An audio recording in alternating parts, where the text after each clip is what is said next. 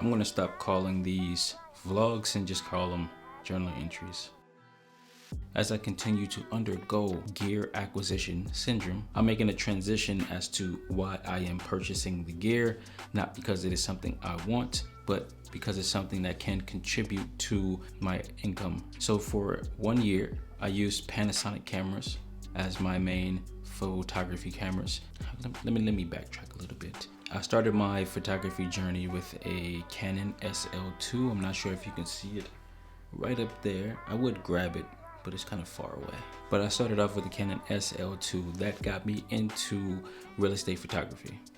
Then I transitioned over to the, what do you call it? I transitioned over to Micro Four Thirds with the Olympus EM10 Mark III. Great camera, love the camera, very sharp camera. Then from there, I fell in love with the Micro Four Thirds system. I got my first Panasonic camera, which was the Panasonic G85. Great camera.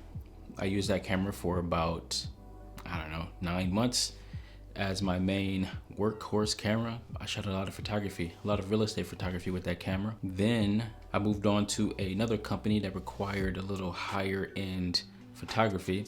Funny thing, the specs that they were looking for in the camera were that it had a certain amount of steps of dynamic range, and I had the GH5S, which they cleared as a good photography camera, although it's more geared towards video, but they cleared that camera as a good photography camera, good enough for real estate photography. So I used the GH5S for real estate photography for a good while, until I transitioned over into full frame. That's when I got this camera that I'm talking on right now, which is the Sony A7C.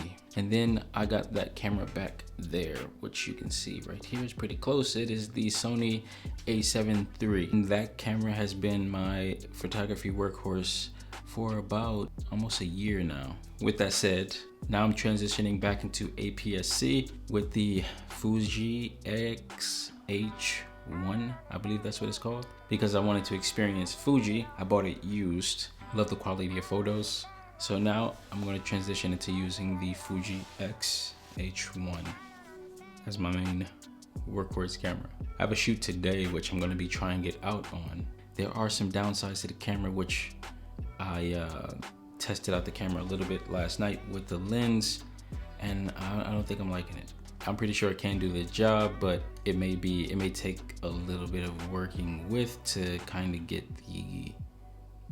what I've been getting out of the other cameras. It was easy to use the SL2, easily transition into the Panasonic, the G85 and the GH5S. It was easy to transition over to the Sony A7 III, and yeah, I don't think this one is going to be a good easy transition, but I will let you know after I use it on this first job. So I should be heading out there in about 15 minutes, but this is officially vlog / journal entry 1 into what I will be transitioning this channel into, cameras. So that was just a window into my gear acquisition syndrome. That was camera bodies.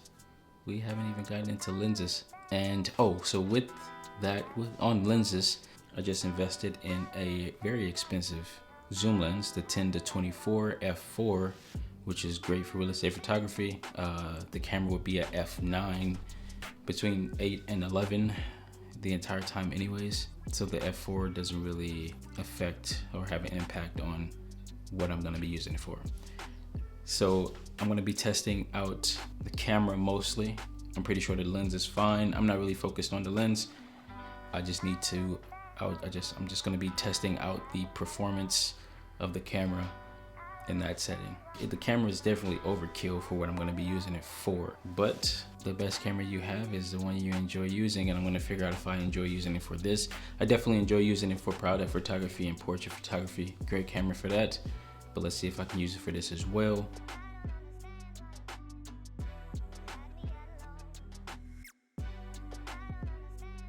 I just got 3 minutes into talking about my experience with the camera. The mic wasn't plugged in all the way, so yeah, no audio at all. But what I was saying was, I did not like my experience with the camera so far.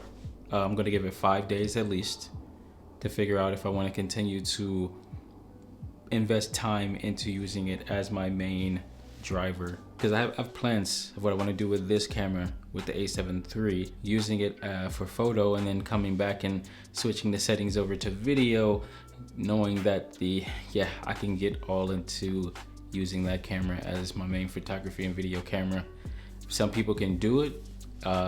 That's, you know, that works for them. It doesn't work for me. I'm gonna just use that camera as an in-studio camera, one that's already set up, ready to go, settings dialed in for the lighting settings that I have here, except for when I'm doing the vlogs like I'm doing today. But when I do my, what I call full production videos or reviews, I don't know why I'm doing the air quotes, but when I'm doing a more serious video that has several sequences where I need the camera mounted on sticks that I can move around and set up, I first need to test out the x-h1 to figure out if I want to use it as my workhorse camera.